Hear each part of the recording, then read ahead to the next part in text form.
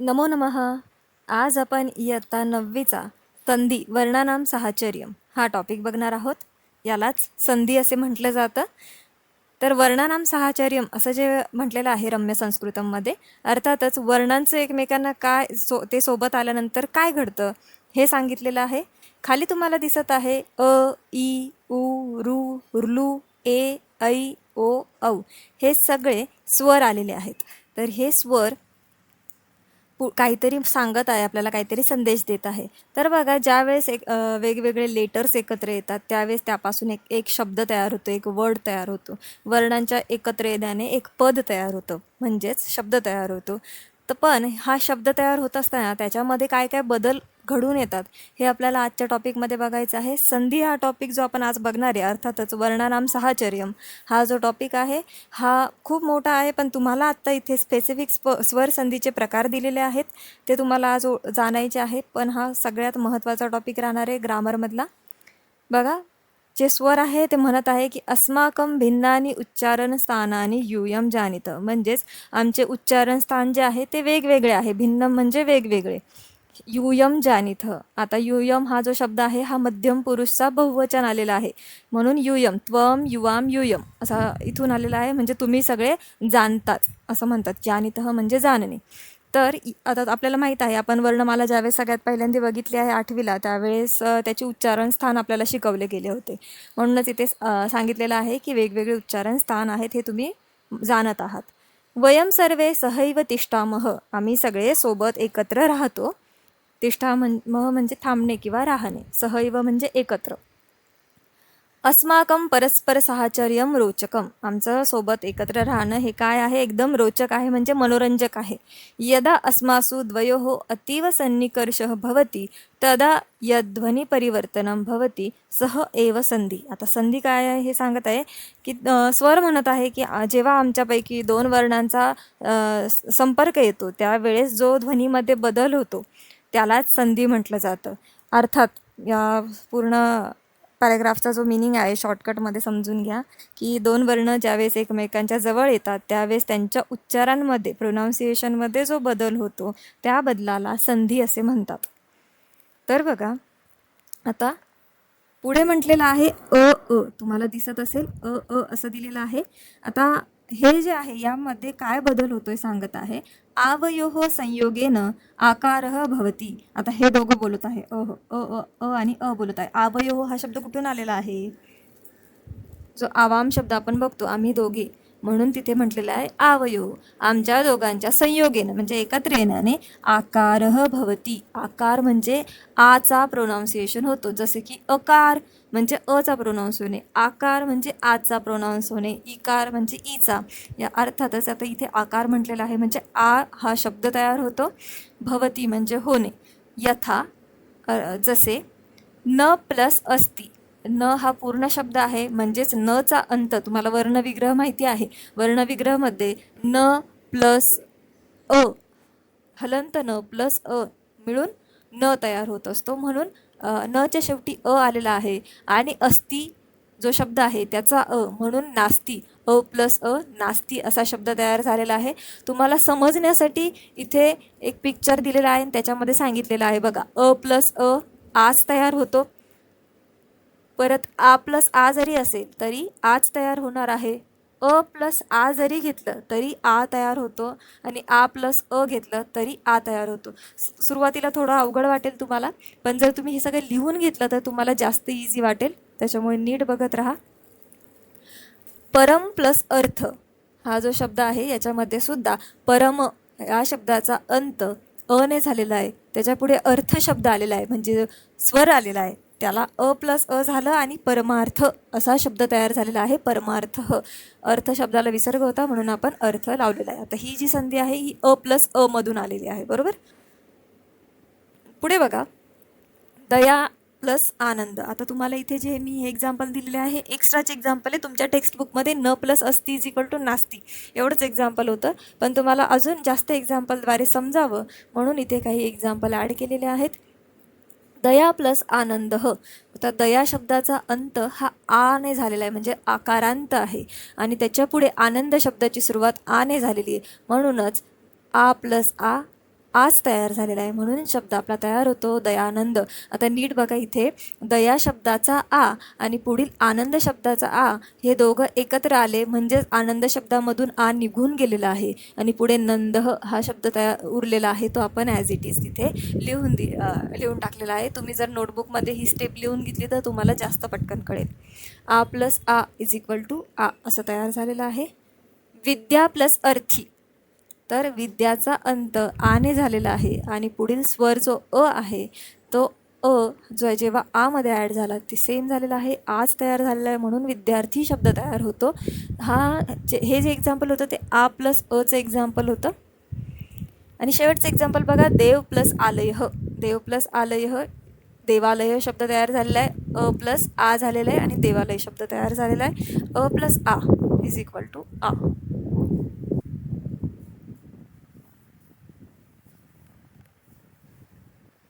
आता पुढील जे एक्झाम्पल आहे संधीमध्ये तुम्हाला ई आणि ई हे दोन स्वर एकमेकांशी काय म्हणत आहे, तर ते म्हणतात आवयोः सन्निकर्ष इकारे परिणमते.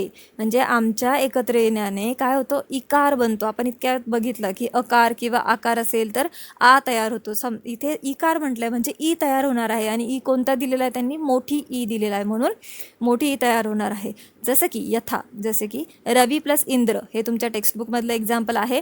आता रवीचा ईची जी मात्रा आहे ती छोटी मात्रा आहे आणि पुढे इंद्र शब्दाची छोटी ई आहे, म्हणून ई प्लस ई मोठी ई तयार होतो आणि रवी प्लस इंद्र मोठा ई तयार होऊन रवींद्र असा शब्द तयार झालेला आहे, रवींद्र.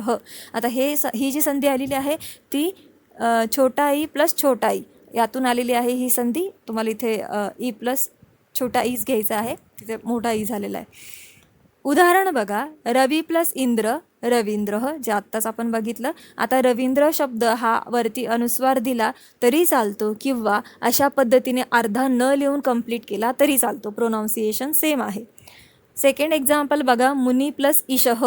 आता मुनीचा ई छोटा आहे आणि ईशः शब्दाचा ई मोठा आहे, म्हणून छोटा ई प्लस मोठा ईच तयार होणार आहे आणि मुनीशः असा शब्द तयार होतोय. लक्ष्मी प्लस ईशः इज इक्वल टू लक्ष्मीशः आणि मही plus Indra is equal to महींद्र. पुढे बघा, उ प्लस उ आवयोः अपि उकारः भवति. आमच्यापासून देखील उकार तयार होतो. जसे यथा म्हणजे जसे, भानू प्लस उदयः भानुदय, भानू शब्दाचा उ छोटा आहे आणि उदय शब्दाचा उ सुद्धा छोटा आहे. उ प्लस उ उदय मोठा उ तयार झाला म्हणून भानुदय असा शब्द तयार होत आहे. इथला उ आपला निघून जाणार आहे कारण तो पुढच्या उकारामध्ये ॲड होत आहे. खाली तुम्हाला सेम एक्झाम्पल दिलेला आहे, भानू प्लस उदयः भानुदयः. सिंधू प्लस उर्मी. आता सिंधू प्लस उर्मी जे आहे बघा, सिंधू शब्दाचा उ आणि उर्मीचा उ दोघंही छोटे उ आहे म्हणून सिंधुर्मी, उ प्लस उ मोठा उ. पुढे भू प्लस ऊर्ध्वम. आता भू जो आहे तो मोठा उकार आहे आणि ऊर्ध्वमचा उ सुद्धा मोठा उ आहे म्हणून उ प्लस उ मोठा उ तयार झालेला आहे आणि शब्द तयार होतो भूर्ध्वम. वधू प्लस उत्सव, मोठा उ प्लस छोटा उ मोठा ऊच तयार होतोय वधूत्सव. फक्त आपला जो स्वर असतो ना तो निघून जातो, सुरुवातीचा स्वर निघून जातो, एवढं नीट लक्षात घ्या तुम्ही.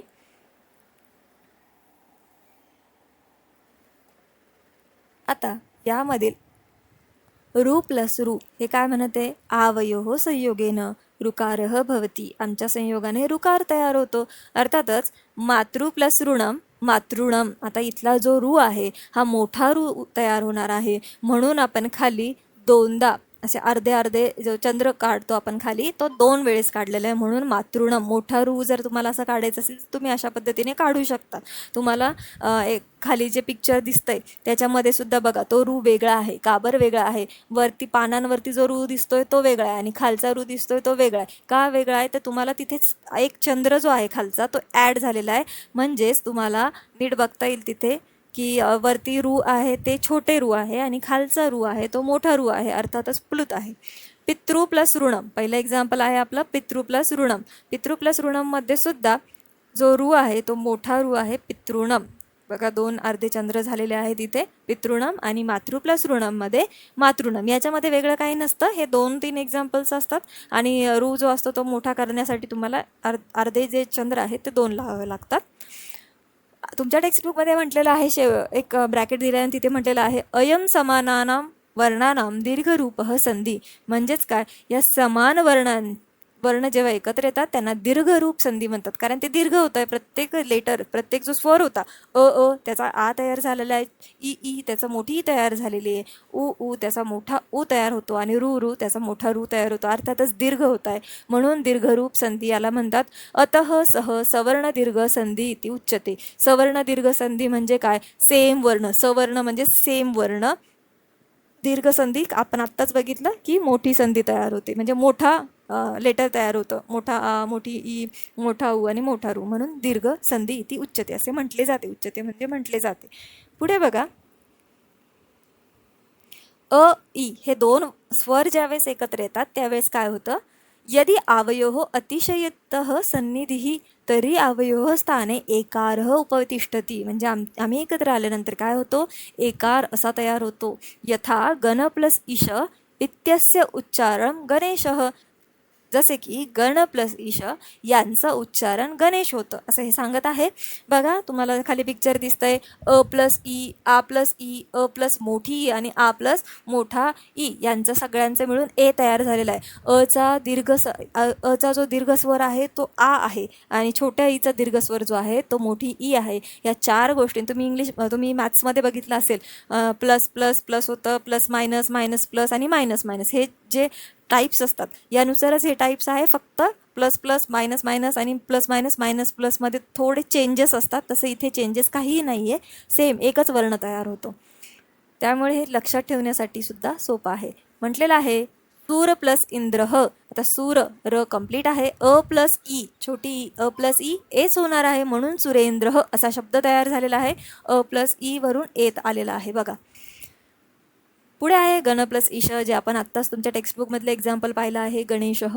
महा प्लस इंद्रह, इथे महेंद्रह असा शब्द तयार झालेला आहे कारण आ प्लस छोटी ई आलेला आहे आणि ए तयार झालेला आहे. आणि पुढे शेवटचं एक्झाम्पल आहे रमा प्लस ईशः, यामध्ये रमेशः असा शब्द तयार झालेला आहे. आ प्लस मोठी ए तयार झालेला आहे रमेशः. हे 4 एक्झाम्पल आपण यासाठी बघितले. पुढील जे स्वर आहे ते आहे अ आणि उ. ऊचे बघा काय होतंय, आवयोः सन्निकर्षस्य परिणामरूपेण द्वयोरपि स्थाने ओकारः आयाति. यथा लंब प्लस उदरः इति लंबोदर. म्हणजेच काय, आमच्या एकत्र येण्याने काय तयार होतं तर द्वयोरपि स्थाने दोन्ही स्थानी ओकार असा शब्द तयार होत असतो. जसे की लंब प्लस उदरः म्हणजे लंबोदर असा शब्द तयार झालेला आहे. आता तुम्ही इथे बघू शकतात की अ प्लस उ, आ प्लस उ, अ प्लस उ, आ प्लस उ काय तयार आहे, औ शब्द तयार झालेला आहे. याचे एक्झाम्पल आपण तुमच्या टेक्स्टबुकमध्ये लंबोदर दिलेलं आहे. अजून आपण वेगळ्या 4 एक्झाम्पल बघूया. एक्झाम्पल आहे सूर्य प्लस उदयः. सूर्य प्लस उदय तयार झालेला शब्द आहे सूर्योदयः. पुढे आहे जल प्लस उर्मी. आता इथे बघा अ आणि मोठा उ दिलेला आहे म्हणजे अ प्लस मोठा उ, औ तयार होतोय जलो उर्मी. गंगा प्लस उदकम गंगोदकम, गंगा प्लस उर्मी गंगो उर्मी असे हे शब्द तयार झालेले आहे. मागच्या स्लाइडमध्ये तुम्हाला लक्षात घ्यायचं आहे की ओ हा शब्द तयार होत असतो. ओ तयार होणार आहे, वेगळा कुठलाही नाही. बघा आ प्लस एने आवयोः संयोगेन ऐ इति संधिरूपः आदेशः भवति. यांच्या संयोगाने ऐ हा शब्द तयार होतो. जसे की सदा प्लस एव सदैव असा शब्द तयार होणार आहे. मम प्लस एव ममैव, सर्वदा प्लस एव सर्वदैव, मम प्लस ऐश्वरम ममैश्वरम आणि महा प्लस ऐरावतः महेरावतः असे शब्द तयार होणार आहे.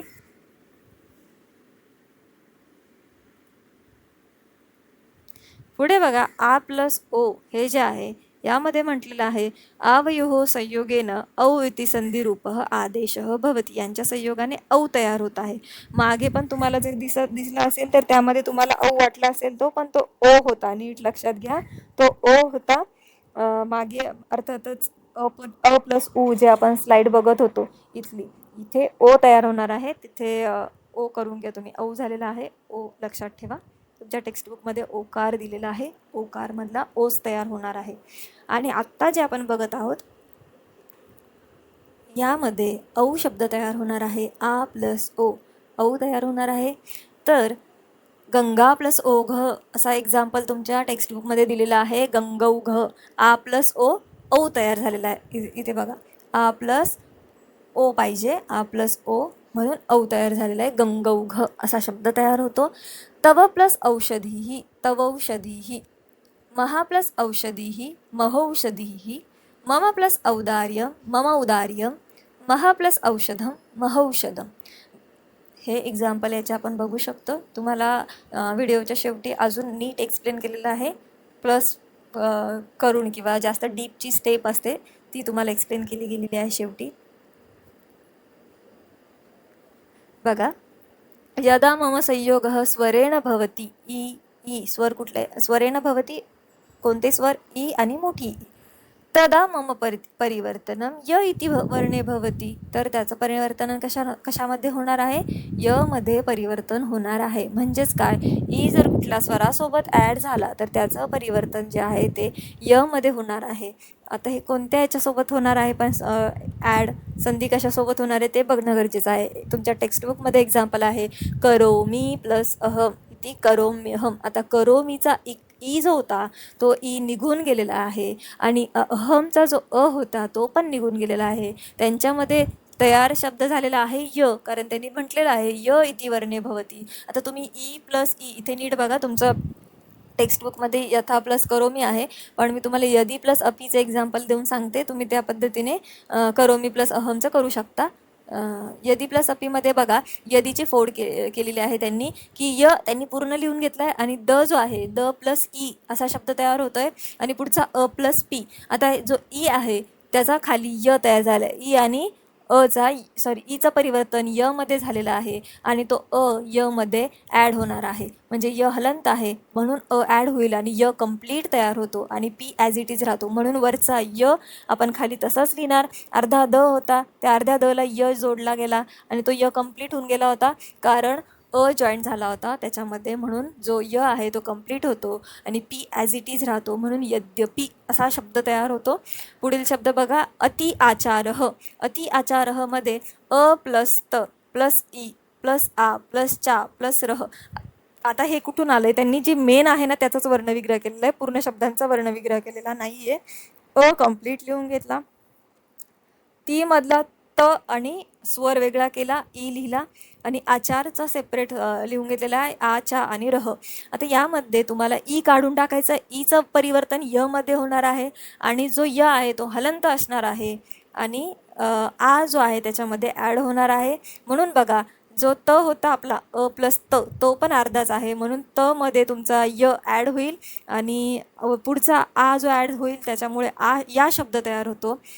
मग त प्लस या शब्द कसा तयार झाला हे तुम्हाला ॲरोननी कळत असेल. इथल्या य प्लस आ या तयार झालेला आहे आणि तो या त मध्ये ॲड होतोय, अत्या असा शब्द तयार होतो आणि पुढचा चारह तसाच ॲड होईल आणि अत्याचारह असा शब्द तिथे तयार होतो. अति आचारपासून अत्याचार शब्द तयार झालेला आहे. पुढचं एक्झाम्पल बघा, देवी प्लस अत्र. देवी प्लस अत्रमध्ये दे प्लस व प्लस ई प्लस अ प्लस त्र. आता यामध्ये व प्लस ई जी त्यांनी वर्णविग्रह केलेला आहे.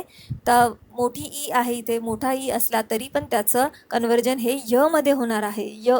आता बघा, दे आणि व आपला अर्धा आहे बरोबर, त्याच्यामध्ये जर हा अर्धा य ॲड झाला आणि अत्र शब्दातला पुढचा अ ॲड झाला तर य कंप्लीट होतो, म्हणून देव्य असा शब्द तयार होतो आणि त्र ॲज इट इज राहतो. तुम्ही एक्झाम्पल जरा नीट लक्ष देऊन बघा, तुम्हाला लक्षात येईल देव्यत्र शब्द कसा तयार झालेला आहे.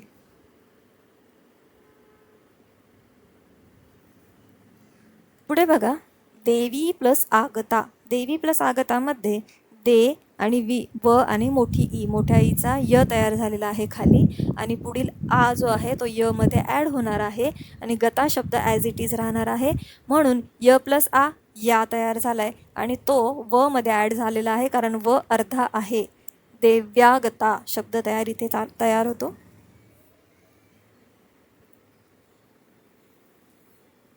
आता बघा, उ जो आहे स्वरेन स उ किंवा मोठा उ वर्जयित्वा संयोगेनं मम स्थानी म्हणजे ऊच्या स्थानी काय तयार होणार आहे, व तयार होणार आहे. अर्धा व, मागील याच्यात अर्धा य तयार होत होता, इथे अर्धा व तयार होणार आहे. इति वर्णः आयाती यथा, जसे की खलू प्लस एतत इति खलवेतत. आता खलू शब्दाचा उ आणि एतत शब्दाचा ए. आता बघा ऊच्या ऐवजी काय येणार आहे, व येणार आहे आणि एतत जो आहे तो त्याच्यामध्ये ॲड होणार आहे, म्हणून खलवेतत शब्द तयार झालेला आहे. खलवेतत शब्द कसा तयार झाला हे आपण खालील एक्झाम्पलवरून समजून घेऊ. बघा, उ किंवा मोठा उ असेल तर त्याचा व तयार होतो, जसे की सु प्लस आगता आगत, स प्लस उ. उ का बरं दिलं त्यांनी, सु जो शब्द होता त्याचा छोटा उ घेतलेला आहे आणि आगत शब्द पुढे लिहिलेला आहे त्यांनी. आता यामधला उचा तयार झाला आहे व, आगत शब्द खाली घेतले, आगत शब्दाचा आ खाली घेतलेला आहे, व मध्ये आ ॲड झाला तर वा शब्द तयार झालेला आहे, म्हणून हा वा शब्द स जो अर्धा उरलेला होता वरचा आपला तो ॲज इट इज खाली घेतला अर्धा स, त्याला वा ॲड केलं, स्वा शब्द तयार झाला आणि गत शब्द ॲड केलेला आहे ॲज इट इज. नीट बघून घ्या तुम्ही कसा शब्द तयार झाला आहे ते.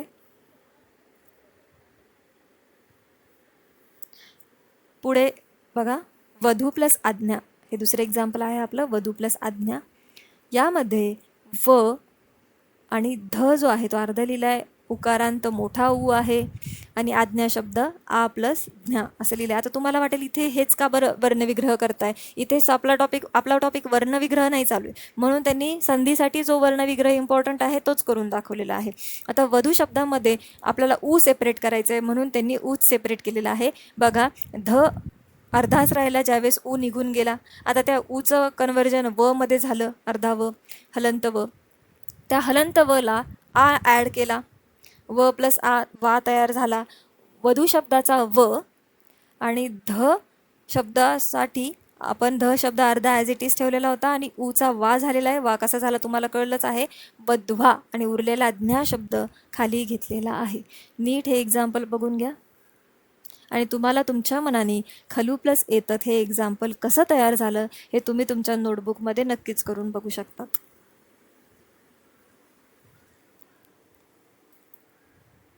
तुम्हाला खालील रू जो आहे त्याचा र कसा केला जातो किंवा र मध्ये, जसं आता मी तुम्हाला सांगितलं की ई असेल तर ईचं कन्व्हर्जन य मध्ये होतं आणि उ असेल तर ऊचं कन्व्हर्जन व मध्ये होतं, त्याचप्रमाणे रू असेल तर त्याचं कन्व्हर्जन र मध्ये होत असतं. तुमच्या टेक्स्टबुकमध्ये तुम्हाला हे दिलेलं नाही आहे, पण तुम्हाला एक्स्ट्रा नॉलेज असावं म्हणून मी खाली एक एक्झाम्पल ॲड केलं आहे, पितृ प्लस अर्थ. ज्यांना वाटेल त्यांनी हे एक्झाम्पलसुद्धा नीट लक्षपूर्वक समजून घ्या, लिहून घ्या. पितृ त प्लस रू होतो आणि रूचा र झालेला आहे, र मध्ये अर्थमचा अ ॲड झाला आणि म्हणून र शब्द कंप्लीट तयार झाला. आणि इथे त मध्ये र ॲड झाल्यामुळे त्र असा शब्द तयार झालेला आहे आणि पित्रर्थम असा शब्द तयार होतो. तुम्ही परचे एक्झाम्पल नीट जरी बघितले तरी तुम्हाला समजून जाईल. खाली बघा, एवं अस्माकं मिथः प्रभाव दृश्यते. इथे म्हटलेलं आहे की अशा प्रकारे आता जे स्वर होते ते गप्पा मारत होते, बरोबर. म्हणूनच इथे जे शेवटची तुम्हाला टेक्स्टबुकमध्ये जी ग्रीन पॅचमधली लाईन दिसते ते पण स्वरांचं कॉन्व्हर्सेशन ते संपवत आहे. आणि मग ते स्वर काय म्हणताय की अस्माकम, अस्माकम म्हणजे आमचे काय होते, आमचा मोठा प्रभाव दिसून येतो. प्रभाव मिथः प्रभाव दृश्यते, मोठा प्रभाव दिसून येत आहे, महान प्रभाव तिथे दिसून येत आहे. पुढे बघा, यथा स्वरसंधी तथैव विसर्गसंधी व्यंजनसंधी च अपि भवतः, म्हणजे ज्याप्रमाणे स्वरसंधी आपण बघितली आत्ता त्याप्रमाणे विसर्गसंधी आणि व्यंजनसंधी सुद्धा असते.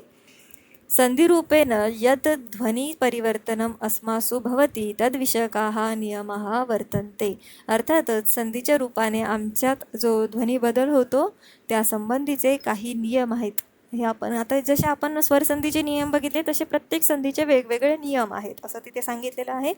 यत् तद् ध्वनी परिवर्तनम सुष्ठु न अवगतम संधी नियमाः न पठिताः तर्हि अर्थावबोधनम न भवती. म्हणजेच काय तर जर हा ध्वनी बदल नीट समजला नाही आणि संधीचे नियम तुम्ही जर शिकला नाहीत तर वाक्यांचा किंवा शब्दांचा अर्थ आपल्याला समजत नाही. अर्थावबोधम न भवती म्हणजे अर्थबोध आपल्याला होत नाही, अर्थ समजत नाही. थोडक्यात यांना सांगायचं होतं की संधीचे 3 प्रकार असतात: स्वर संधी, विसर्ग संधी आणि व्यंजन संधी. 2 वर्ण ज्यावेळेस एकत्र येतात त्यावेळेस तिथे ध्वनी बदल होतो. त्यासाठी विशिष्ट नियम असतात. हे नियम आपल्याला समजून घेतले पाहिजे. संस्कृतमधील शब्दांचा व वाक्यांचा योग्य अर्थ तेव्हाच समजतो ज्यावेळेस आपल्याला हे नियम लक्षात येतात. जर आजचा व्हिडिओ तुम्हाला आवडला असेल, तुमच्या मित्रांना नक्की शेअर करा, चॅनलला सबस्क्राईब करा आणि व्हिडिओला लाईक करा. जर तुमचे काही डाऊट्स असतील तर ते मला कमेंट सेक्शनमध्ये नक्की कळवा. धन्यवाद.